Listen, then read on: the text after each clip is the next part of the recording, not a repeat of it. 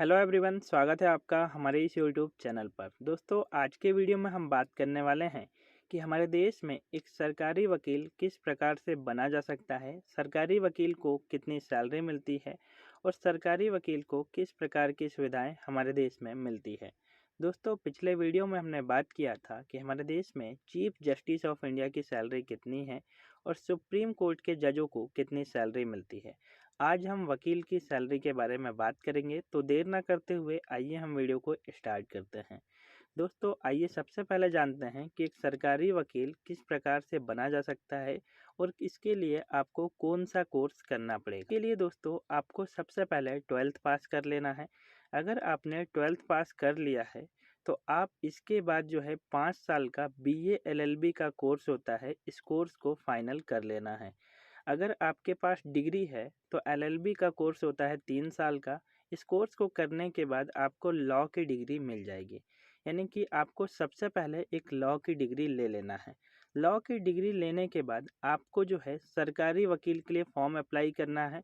इसके लिए एग्ज़ाम होता है APO का। APO यानी असिस्टेंट प्रोसिक्यूशन ऑफिसर। आप सभी लोग जानते हैं कि हमारे देश में वकील और जज की बहुत कमी है, तो हर साल जो है इसका फॉर्म निकलता है। इसके लिए आपको APO का एग्ज़ाम देना है।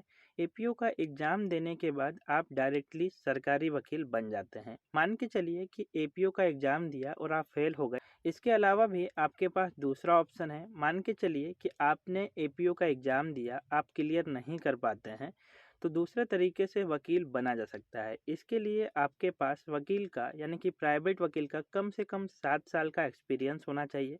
आपकी सरकार और राजनीतिक पहुंच होना चाहिए, जिसके माध्यम से सरकार आपको एक सरकारी वकील अपॉइंट कर सकती है।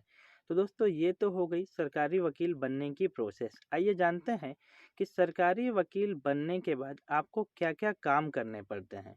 तो दोस्तों, सरकारी वकील जो पुलिस द्वारा चार्जशीट तैयार की जाती है उसको एग्जामिनेशन करना यानी कि उसकी जांच करना।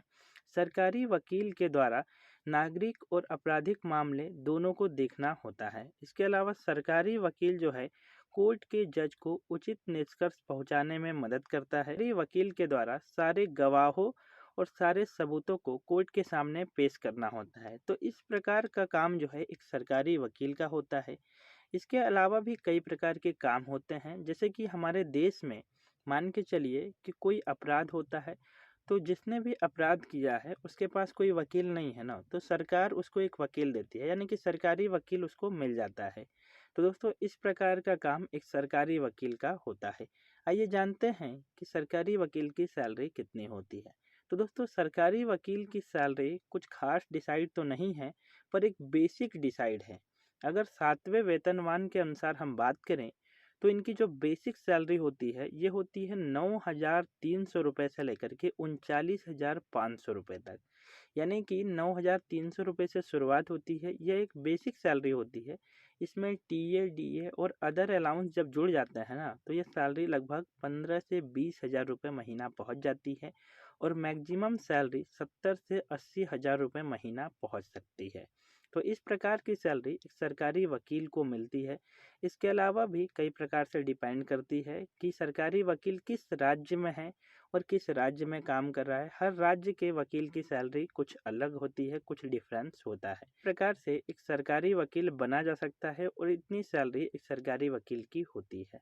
तो दोस्तों, उम्मीद करते हैं कि वीडियो अच्छा लगा होगा। वीडियो अच्छा लगा तो एक लाइक और शेयर ज़रूर करें और इसी प्रकार से सैलरी से संबंधित वीडियो को देखने के लिए चैनल को सब्सक्राइब जरूर करें। Thank you friend, thanks for watching.